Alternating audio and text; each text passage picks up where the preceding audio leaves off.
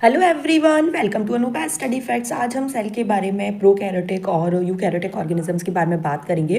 Prokaryotic organisms की क्या क्या विशेषताएं होती हैं। इसमें देखो, न्यूक्लियस तो होता है लेकिन न्यूक्लियर मेम्ब्रेन एब्सेंट होती है। तो आप प्रोकैरियोट्स में याद रखेंगे जो मेम्ब्रेन बाउंड ऑर्गेनल्स होते हैं वो इसमें एब्सेंट होते हैं। हिस्टोन प्रोटीन एब्सेंट होता है। नो कंपार्टमेंटलाइजेशन, मतलब जब न्यूक्लियर मेम्ब्रेन ही नहीं है तो कंपार्टमेंट कैसे बनेंगे। All membrane bound cell organelle absent, only a membranous cell organelle, मतलब जहां पर मेम्ब्रेन नहीं होती है केवल वो वाला सेल ऑर्गेनल पाया जाता है। तो वो कौन सा है? राइबोसोम है। तो राइबोसोम से आपको एक पॉइंट याद हो गया कि जो राइबोसोम है इसके चारों तरफ कोई भी झिल्ली नहीं पाई जाती। 70S टाइप का राइबोसोम पाया जाता है। डीएनए तो होता है लेकिन कैसा होता है? Single circular double standard DNA. कैसा होता है? Single circular double standard DNA. Polyribosome या पॉलीसोम पाया जाता है, मतलब एक mRNA स्ट्रैंड पर बहुत सारे राइबोसोम पाए जाते हैं। तो एक mRNA स्ट्रैंड और सेवरल राइबोसोम। यहां तक की बात क्लियर हो गई। अब आता है यूकैरियोट्स ऑर्गेनिज्म, जहां पर न्यूक्लियर मेम्ब्रेन होती है, हिस्टोन प्रोटीन प्रेजेंट होता है, कंपार्टमेंट्स बने होते हैं, मतलब कैटेगराइज होते हैं अलग अलग। All membrane bound cell organelle present होते हैं। माइटोकॉन्ड्रिया और जो प्लास्टिड है, ये इंपॉर्टेंट है, थोड़ा सा याद रखना। माइटोकॉन्ड्रिया और प्लास्टिड 70S टाइप के राइबोसोम, मतलब माइटोकॉन्ड्रिया और प्लास्टिड में किस प्रकार के राइबोसोम पाए जाते हैं? 70S। और जनरली कैसे पाए जाते हैं? 80S। ये इंपॉर्टेंट है बहुत ज्यादा, तो थोड़ा याद रखना।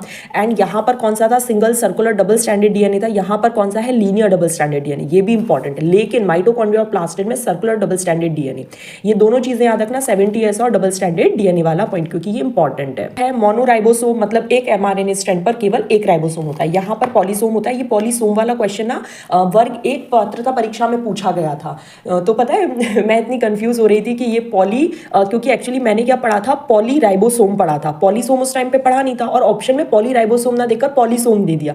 सो आई वॉज टू कंफ्यूज कि यार ये क्या होगा, बट ठीक है, फॉर्चुनेटली वो उस टाइम पे दिमाग में क्लिक कर गया और टिक लगा दिया।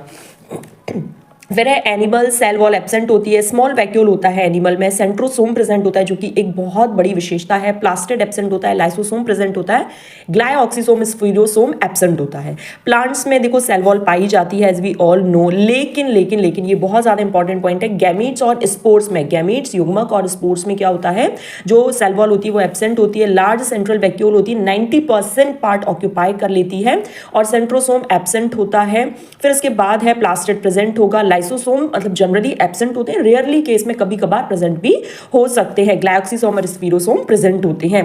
सेल वॉल जो है वो किस तरीके की बनी होती है ये हम अपने अगले सेशन में देखेंगे, क्योंकि इंपॉर्टेंट पार्ट है। भले इतना सा पार्ट है लेकिन इंपॉर्टेंट है। और ये सीरीज अगर आपको पसंद आए तो do like, share and subscribe.